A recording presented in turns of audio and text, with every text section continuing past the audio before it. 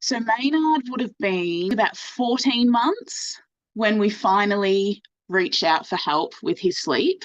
We had struggled for 8 or 9 months. I got into a rhythm of needing to feed him to sleep.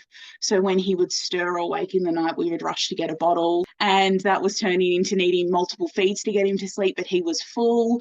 That was causing him to wet through, which was then causing him to wake up. There was this whole snowball effect, which then caused stress, anxiety, and sleep time just became horrid. Day and night, it turned into him needing to stay on one of us to sleep. It was impacting our life in so many ways. When we would finally get him to sleep, it was like walking on eggshells. He wasn't getting into a deep sleep. So when we would finally get him into the cot, it was dead silence in our house. If we went to the bathroom, there was no flushing the toilet. We stopped having people come over.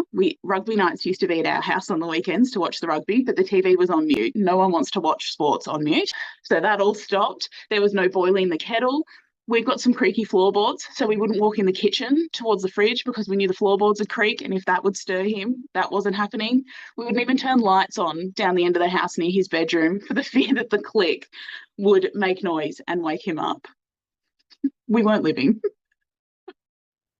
Saying it out loud now is so embarrassing. Who lives this way? It made things really hard because you're both trying to work towards the same goal on minimal sleep with minimal patience.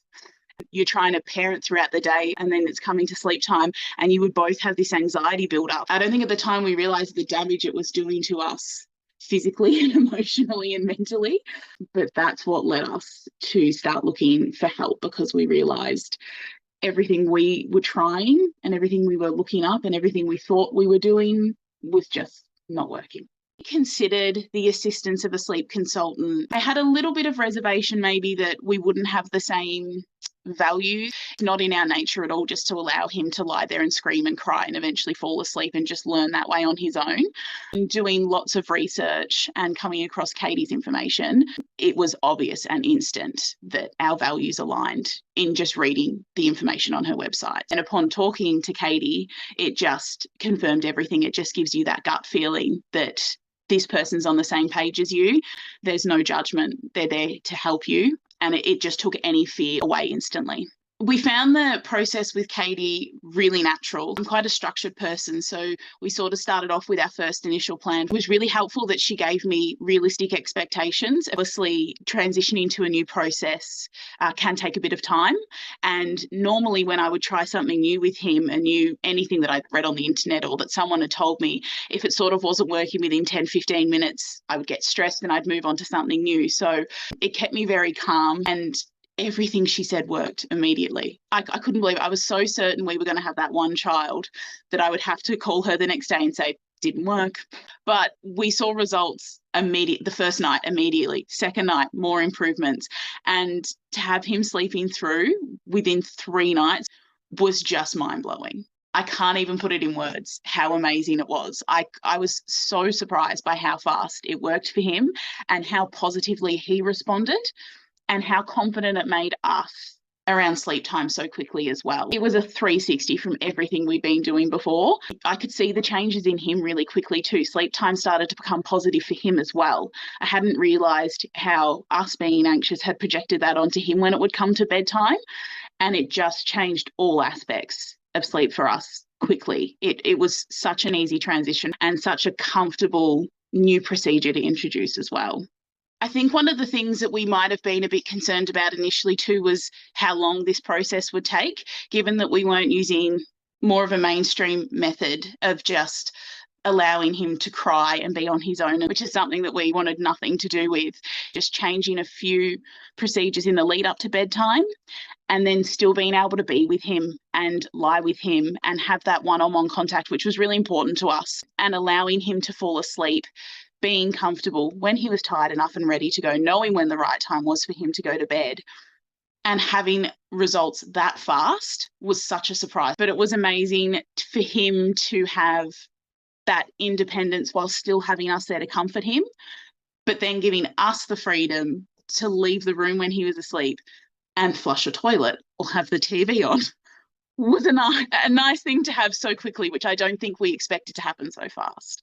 But I think the biggest thing we've both taken away from the entire process is a newfound confidence. One, it taught us how important sleep is all round. Even though you might be getting through the following day on minimal sleep, you're not really functioning and it affects everything. And I don't think we really truly realized that until we probably got a solid week of sleep in.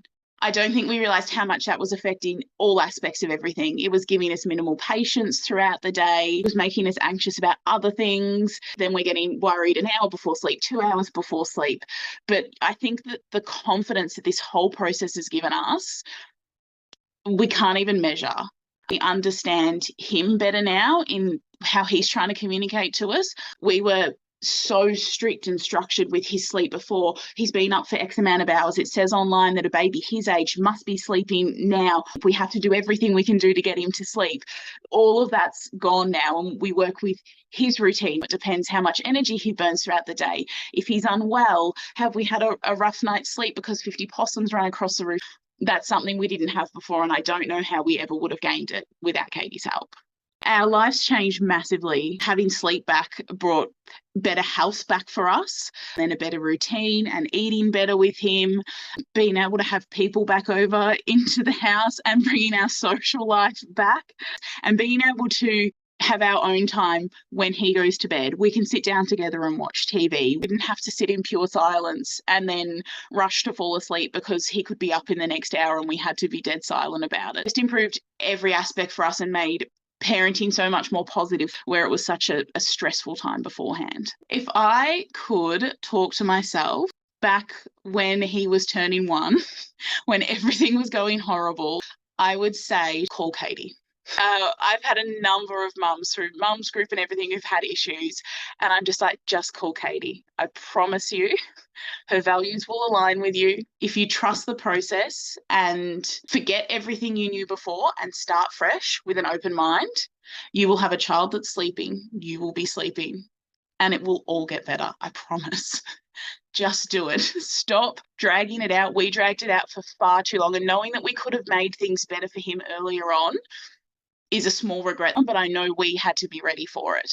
So when you are ready for it and you start looking for help, call Katie. You don't need to waste your time anywhere else. You don't need to worry about your child being separated from you or making it a stressful situation for either of you. Just call Katie. That is my advice. That's what I tell everyone all the time.